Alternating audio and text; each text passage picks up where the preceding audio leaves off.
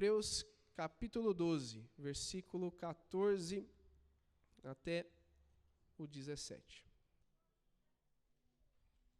Diz assim, Hebreus capítulo 12, versículo 14 até o versículo 17. Esforcem-se para viver em paz com todos e para serem santos. Sem santidade, ninguém verá o Senhor. Cuidem que ninguém se exclua da graça de Deus, que nenhuma raiz de amargura brote e cause perturbação, contaminando muitos. E que não haja nenhum imoral ou profano, como Esaú, que por uma única refeição vendeu os seus direitos de herança como filho mais velho. Como vocês sabem, posteriormente, quando quis herdar a bênção, foi rejeitado e não teve como alterar a sua decisão, embora buscasse a bênção com lágrimas. Esse é um texto bem interessante, porque Esaú parece ter se arrependido quando a gente lê o texto. Parece que ele ficou muito triste realmente por tudo que aconteceu com ele e que o coração dele se voltou e se arrependeu. Mas o que a gente percebe nos pormenores é que havia muitas coisas que o Esaú precisava se arrepender. E uma delas era justamente a sua amargura, a sua ira, a sua raiva. E o texto paralelo a esse que a gente está lendo, adivinhe só, está em Gênesis também. A gente saiu recentemente de uma série em Gênesis.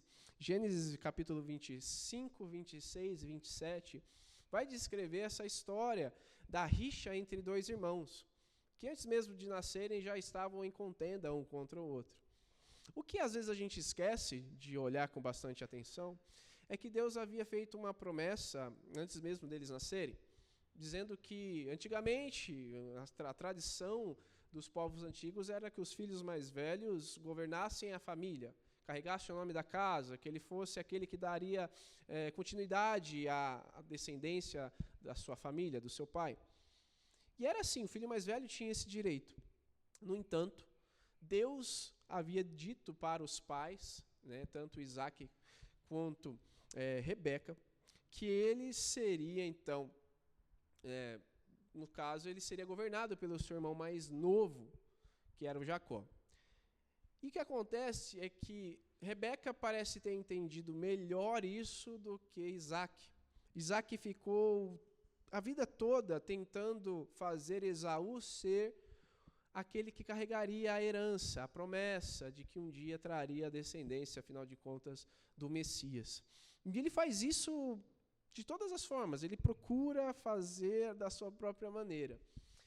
E a gente percebe que Esaú, ele cresce, se você ler os textos, você vai perceber que ele cresce já iracundo, cheio de raiva dentro dele.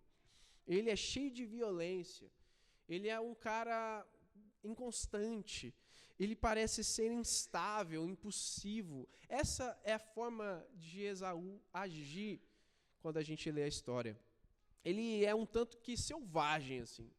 Ele era um caçador, ele era nervoso, ele era bravo.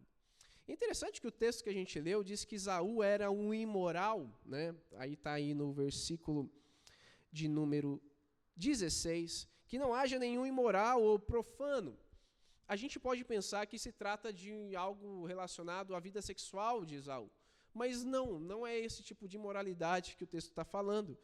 O termo aqui usado, a palavra, significa praticamente o seguinte: não seja uma pessoa focada no imediato, que não seja uma pessoa secular, em outras palavras. Essa seria a melhor tradução, talvez, para essa palavra imoral que a gente está lendo aqui. E Esaú cresce dessa forma. Você há de lembrar que na história de Gênesis fala que um dia ele foi caçar e ele estava voltando, cheio de fome. E aí, quando ele chegou em casa, ele viu o seu irmão Jacó cozinhando um ensopado lá. E aí ele fala: me dê um pouco desse ensopado. E aí Jacó, que era um gaiato, um famoso cara de passar a perna em todo mundo, e por que não no seu irmão mais velho, disse: lembra lá daquele direito de carregar o nome da família? Então eu gostaria que você me vendesse em troca do meu prato. E aí Esaú responde de um jeito muito curioso e muito o que prova um pouco de como ele era. Do que me valerá o direito de primogenitura? Se eu estou morrendo de fome, dá logo esse prato, está saindo barato. E ele vende o seu direito, essa bênção de ser o primogênito, para o seu irmão por algo muito, muito passageiro. Porque Esaú era um cara imediatista. Ele era um cara insensato, e ele era uma pessoa, sabe, cheio desse desejo de ter as coisas como ele bem queria. E agora é importante a gente perceber que, a partir disso, perceba, antes já estava determinado, mas a partir desse ato de Esaú, parece que tudo vai desandar, a vida dele vai simplesmente ir de mal a pior. E aí, o irmão dele, no final das contas, faz a pior das vigarices possíveis, com a ajuda da sua mãe, né, que a mãe sabia que era Jacó. Os meios não foram os melhores, ok? Foram todos errados. Mas ela dá um jeitinho. E aí mesmo nessa forma errada de agir, Deus faz a sua vontade. E Isaac abençoa Jacó, ao invés de abençoar Esaú. Essa era a última das trapaças que Jacó tinha que fazer contra o seu irmão. E aí, quando ele vai caçar, o pai dele já está cego, pede para Esaú ir caçar. Esaú vai caçar, e nesse meio tempo, a sua mãe fala com o seu irmão, falando: vai lá, Jacó, eu vou preparar uma comida aqui, leva para o seu pai, se passe pelo seu irmão. E aí tem toda uma tramóia, depois você lê lá, vale bem a pena, é bem interessante.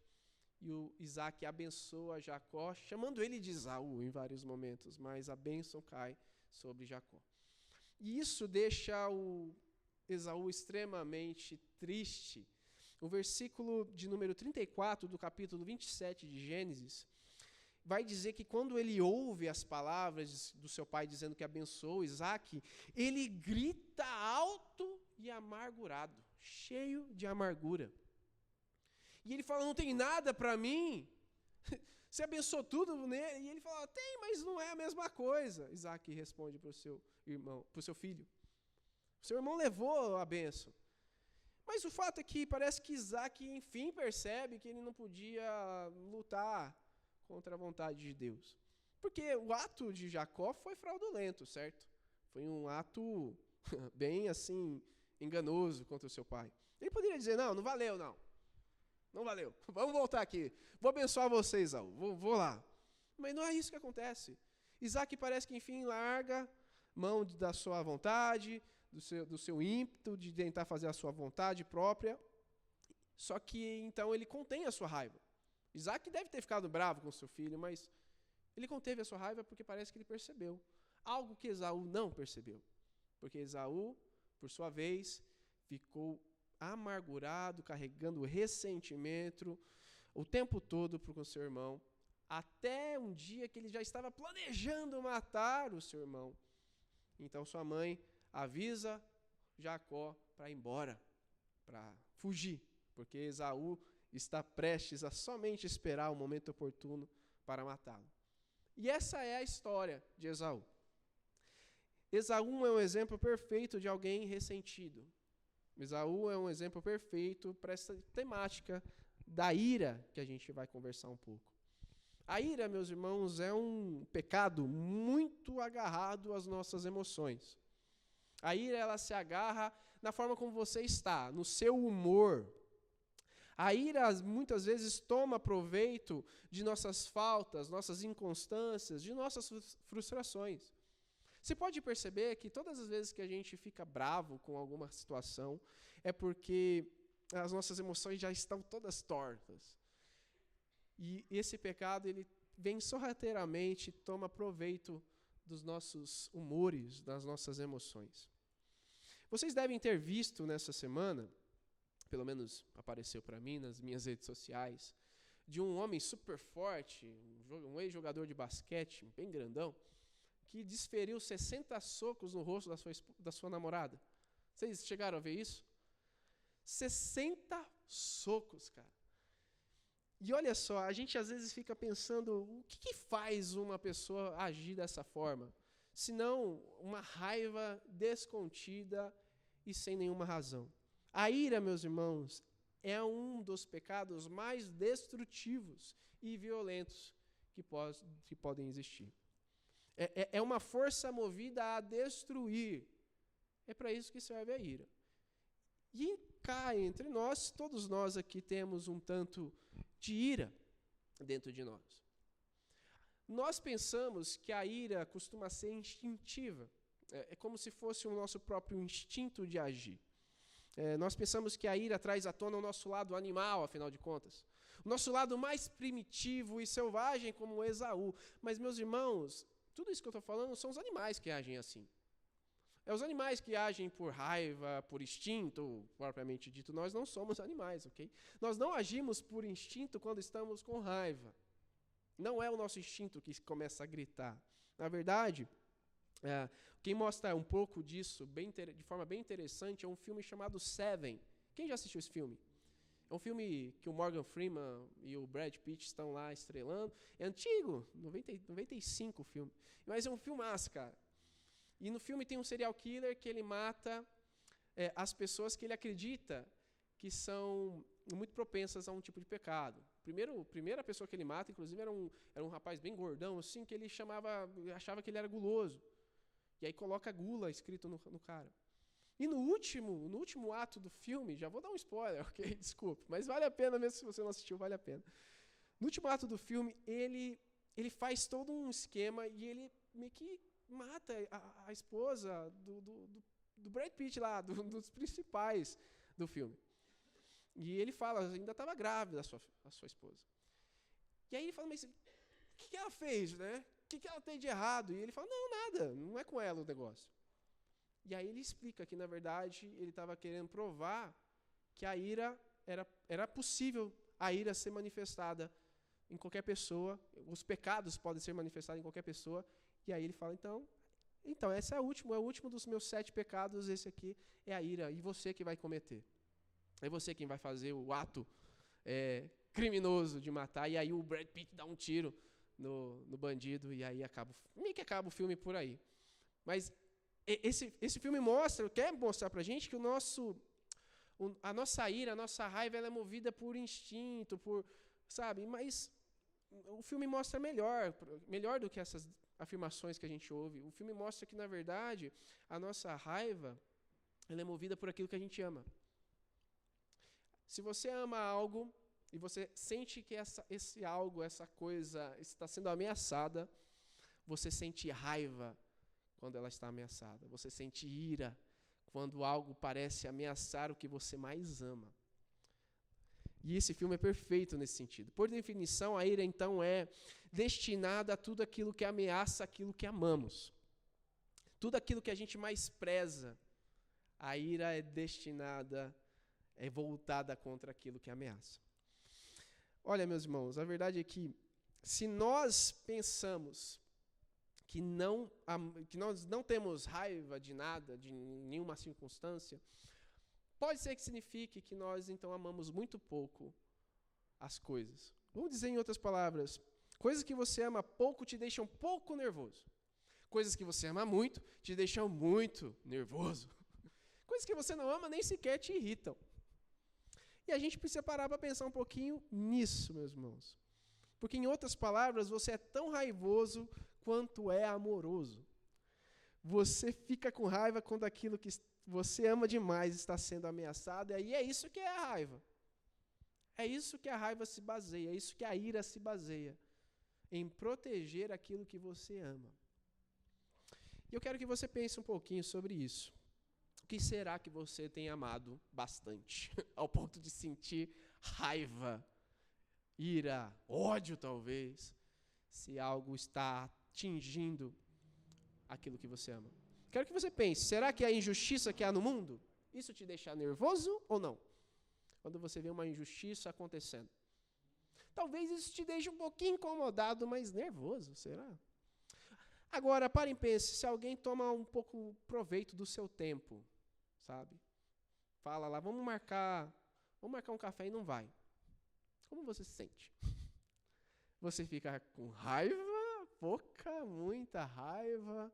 Para e pensa um pouquinho nisso, porque talvez isso seja até um pouco constrangedor, mas isso revela aquilo que você ama.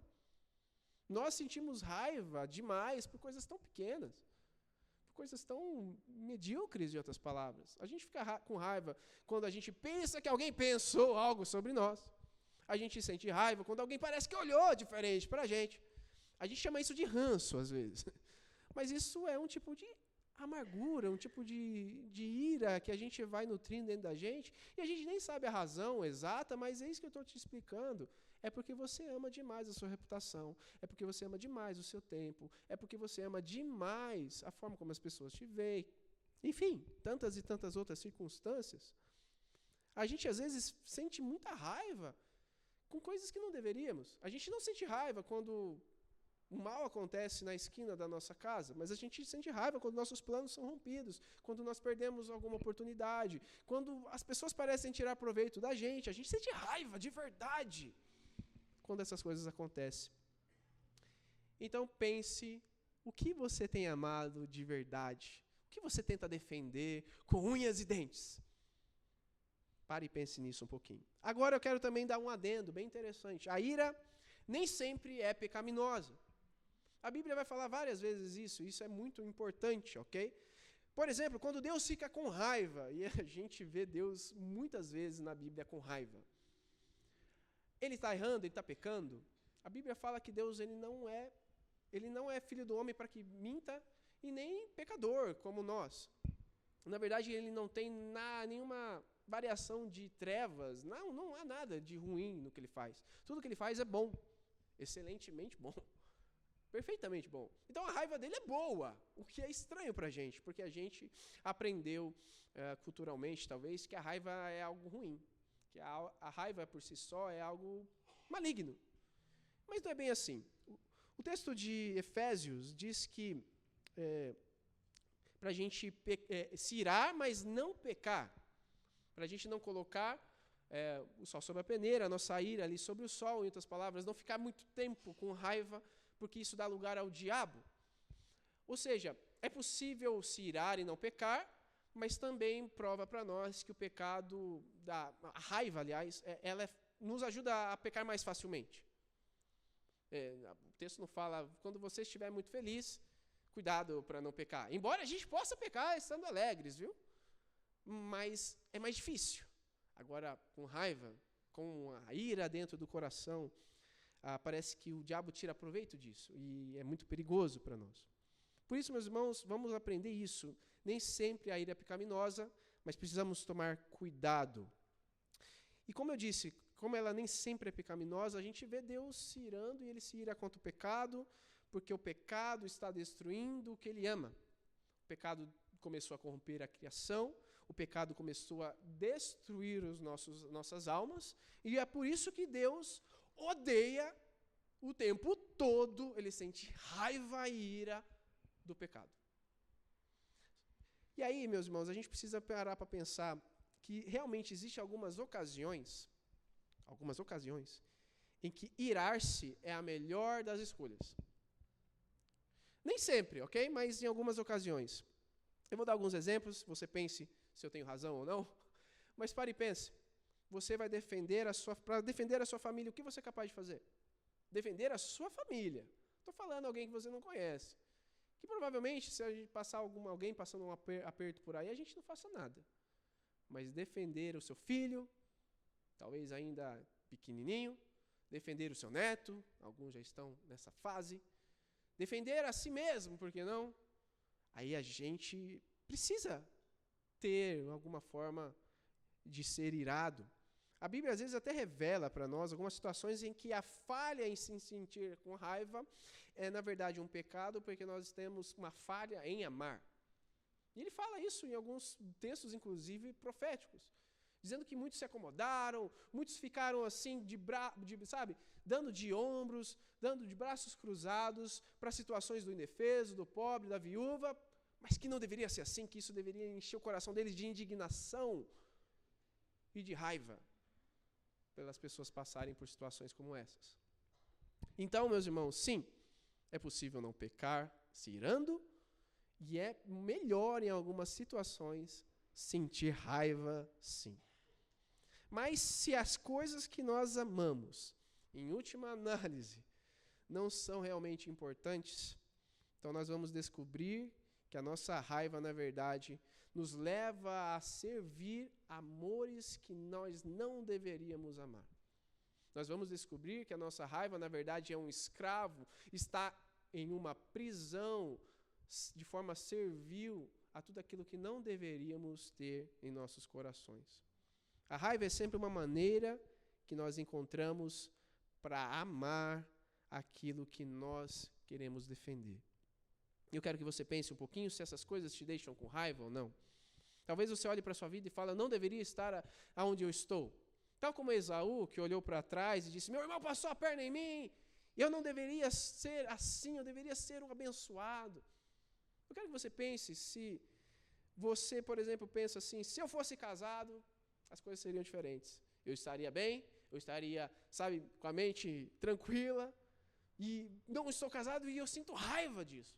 Eu quero que você pense, se eu tivesse filhos que me amassem, filhos que estivessem perto, filhos que, sabe, de alguma forma, se eu pelo menos tivesse filhos, e aí você se sente amargurado, porque os seus filhos muitas vezes não correspondem, ou você não tem filhos.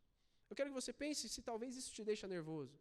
Quando as pessoas não te respeitam, não falam bem de você. Se você fica indignado, querendo pular no pescoço de alguém, quando isso acontece. Quando na sua empresa alguém não te reconhece como um profissional adequado. Se isso te deixa pouco irritado ou com muita ira. A verdade, meus irmãos, é que qualquer coisa que esteja ameaçando aquilo que a gente ama, a raiva se levanta contra. A raiva é uma resposta, porque nós simplesmente amamos demais tudo aquilo. E a gente pensa o seguinte, quando algo fica entre aquilo que nós amamos e nós, quando algo se coloca no meio disso, nós então ficamos raivosos, a raiva surge. E essa raiva, infelizmente, ao invés de você usá-la de forma benéfica, ela está te usando para o benefício dela própria, de forma maligna, perversa e totalmente destrutiva. Eu quero que, então, em primeiro lugar, que você pense naquilo que você ama tanto, tanto, tanto. Eu quero também que você pense um pouquinho se você tem se irado de forma boa ou se irado de forma maligna. E agora eu quero que você pense o seguinte, e é muito importante isso. Se você acha que você não tem raiva, é bom que você saiba que ela existe em sua vida. É bom que você esteja ciente de que a raiva está aí. Isso pode parecer até meio, sei lá, óbvio, mas o texto bíblico que a gente leu, ele vai usar uma metáfora para descrever a raiva. O versículo 15 diz, cuidem que ninguém se exclua da graça de Deus, que nenhuma raiz de amargura brote e cause perturbação, contaminando muitos. Aqui, em Hebreus, o texto vai dizer sobre uma amargura que é uma raiz. A metáfora para a raiva, para o ressentimento aqui, é uma raiz. E adivinhem só, as raízes de uma árvore não podem ser vistas. Elas crescem de forma tão gigante e tão, sabe, expansosa no solo, mas a gente não consegue ver. Via de regra, não. E a raiva é assim também. Às vezes a gente fala, não, eu não tenho raiva de nada, de ninguém, eu não tenho ira, eu não carrego nada disso dentro do meu coração, mas a Bíblia fala para a gente tomar cuidado com a raiz de amargura. E essa raiz, inclusive, o termo original é uma raiz envenenada, é uma raiz totalmente, vamos colocar dessa forma, possuída pelo mal. E é justamente isso, as raízes são invisíveis e a gente precisa entender que nós somos, sim, muito raivosos. É assim, impressionante, é notável que a gente consegue dizer que estamos, às vezes, tristes, que estamos decepcionados, que estamos, sei lá, até qualquer outra coisa. Nós podemos dizer qualquer coisa sobre nós mesmos, mas a gente não consegue dizer que nós estamos com raiva. A gente não costuma dizer isso. As pessoas perguntam, você está com raiva de fulano de tal? Você está com... Não, eu perdoei já, está tudo certo. E você fala isso, nós falamos isso para nós tentarmos estar no controle, para não deixar transparecer, embora a raiva faça isso com muita facilidade, transparecer aquilo que a gente ama. Não, eu não estou com raiva que as pessoas me desprezam. Está tudo bem. O que importa é que Deus pensa de mim. Mas a gente sente muita raiva. Eu não estou com raiva porque as pessoas parecem que não dão valor àquilo que eu fiz. Embora eu tenha ajudado tanto aquela pessoa, ela nunca disse nem sequer obrigado. Não, mas tudo bem. Eu não fiz para ela. E aí a gente pensa, ou tenta pensar, ou tenta se enganar, dizendo que não estamos com raiva.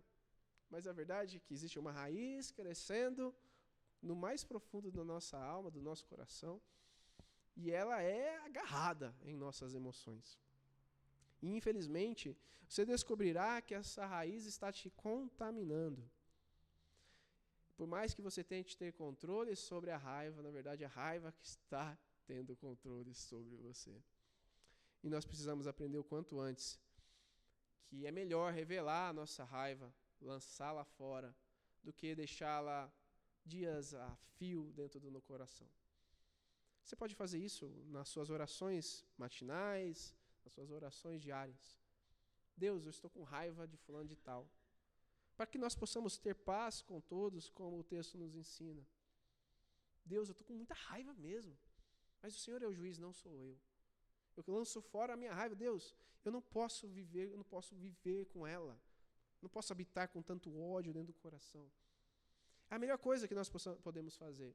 É melhor do que simplesmente nos ressentir, tentar guardar isso e dizer, não, tentando reprimir a raiva continuará lá. E aí você pensa, não, eu perdoei, mas na verdade, se você pudesse dizer alguma coisa, você pegaria aquela pessoa pelo colarinho. Você esganaria aquela pessoa. Simples assim. Se você não sente mais raiva de alguém, você não deseja, em hipótese nenhuma, o mal dela. Mas se você ainda tem raiva, você pode até não fazer nada de ruim contra ela. Mas você fica feliz quando algo ruim acontece com ela. Seu coração dá aquele leve sorriso de canto de boca e você fala, não fiz nada, mas ela pagou pelo que ela mereceu. Sim, nós todos temos muita raiva, meus irmãos.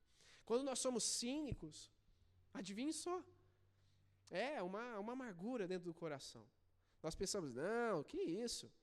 Eu apenas estou sendo a minha forma de ser. E aí a gente não, sabe, a gente não tenta amar ninguém, a gente desconfia de todo mundo. Sim, ressentimento amargurado dentro do coração. O cinismo muitas vezes se revela dessa forma. Existe por aí uma ideia que se chama dos tais passivos agressivos. Você já deve ter conhecido alguns assim, né?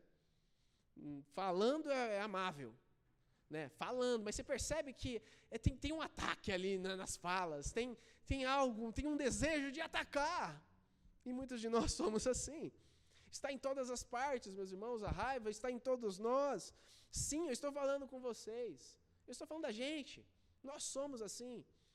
Nós todos carregamos raiva. E a nossa raiva geralmente serve para nós defendermos o nosso orgulho. Veja só o orgulho novamente aqui.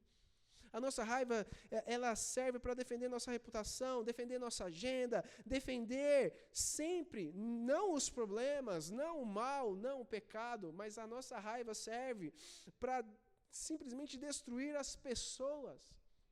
E adivinhe só, isso nos contamina e destrói tudo que está ao redor. A raiva é uma raiz envenenada pelos infernos. Tome cuidado com ela. Segunda coisa, ou melhor, quarta, já falei tanta coisa aqui, mas eu quero que você pense o seguinte: como você pode vencer a raiva? Primeira coisa, eu acho que você precisa entender que ao invés de tentar ser Deus da sua própria vida, você precisa ser cheio do verdadeiro Deus que te dá, com certeza, um equilíbrio e um domínio próprio. O que isso significa em outras palavras? Eu quero que você pense quando você estiver ficando bravo, ok? Você percebe, estou ficando nervoso.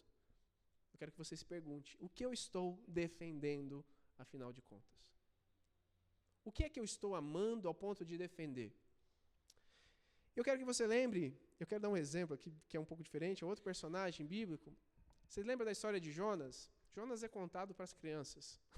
E a gente pensa que é uma história infantil. Mas a moral da história de Jonas, na verdade, é uma história extremamente adulta. É extremamente madura. Porque Jonas, ele passa o tempo todo tentando fazer a sua vontade. Irado contra tudo e contra todos, e principalmente contra o povo de Nínive, que era um povo que havia massacrado o Israel. E ele foge. Ele foge para Tarsis. E aí, no meio do caminho, Deus faz a sua vontade, estava prestes a derrubar o navio, e Jonas fala, por minha causa, me lancem no mar, e ele é lançado ao mar, e um grande peixe vem, engole Jonas, você até aí deve saber disso. O que às vezes a gente esquece é que a história de Jonas não acaba por aí, ele depois é cuspido e fica tudo certo, não, ele vai, prega em Nínive, uma pregação assim, meio corrida, meio feito de qualquer jeito, para atravessar a cidade de Nínive andando, daria mais ou menos 3 dias, ele faz isso em um dia, correndo, talvez desenfreadamente, falando de qualquer forma, olha, Deus vai castigar vocês, e vocês vão pagar, e se arrependam, mas espero que não.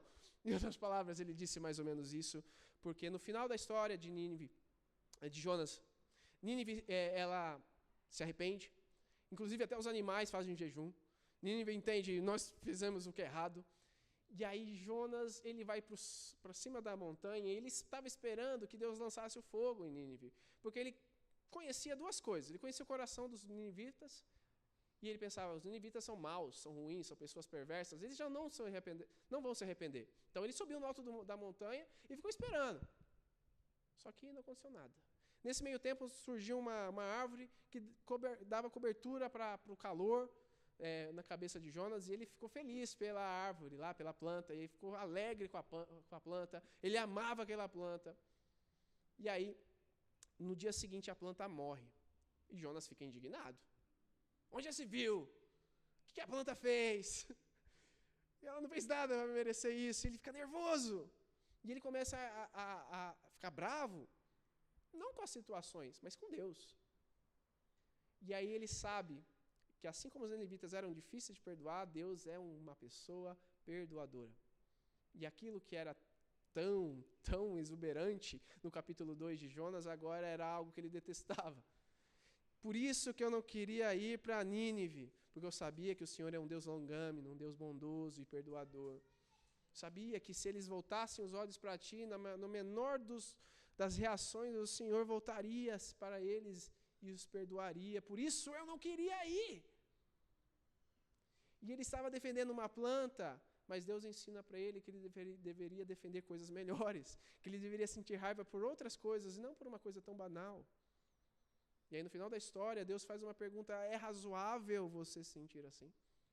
E nós não temos a resposta de Jonas, porque, em outros termos, é para a gente pensar se é razoável as formas que a gente também sente raiva, e muitas vezes de Deus, pela forma como Ele age ou pelas coisas que acontecem na vida. Sim, nós muitas vezes não nos percebemos que estamos sendo cada vez mais e mais amantes de algo que nós não deveríamos amar nem prezar. Por isso perguntem-se, o que eu estou defendendo? Vale a pena? Não vale? Será que eu estou fazendo o correto? E por último, meus irmãos, o texto nos diz para nós não nos privarmos da graça de Deus. Cuidem, versículo 15, que ninguém se exclua da graça de Deus. Cuidem para que a graça de Deus esteja sempre em nós. A verdade é que quando nós excluímos a graça de Deus, nós damos lugar a uma outra coisa. A um descontentamento, a raiva. E a um monte de outros artifícios que o diabo toma proveito para nos tentar e nos fazer cair. Por isso, meus irmãos, tomem cuidado para não se privarem de forma alguma da graça de Deus. A graça e a amargura e a raiva, elas são, de alguma forma, mutuamente excludentes. Elas são como fogo e água. Se o fogo for maior do que a água, ela vai evaporar. A água vai evaporar. Mas se a água for maior do que o fogo, ela apagará o fogo. É mais ou menos isso. Se a sua raiva te domina, você pode estar se privando da bondade de Deus, das coisas que Deus tanto deseja para nós. E Esaú, meus irmãos, não é um bom exemplo a ser seguido. Esaú foi levado pela sua própria raiva durante quase toda a sua vida.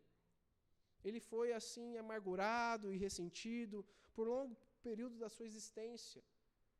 E aquilo deixava ele aprisionado. Ele não era um irmão mais velho, excelente. Ele tinha os seus defeitos. Ele queria o mal para Jacó. Ele queria que Jacó fosse morto, que pagasse pelo erro. Mas Esaú não é um bom exemplo a ser seguido.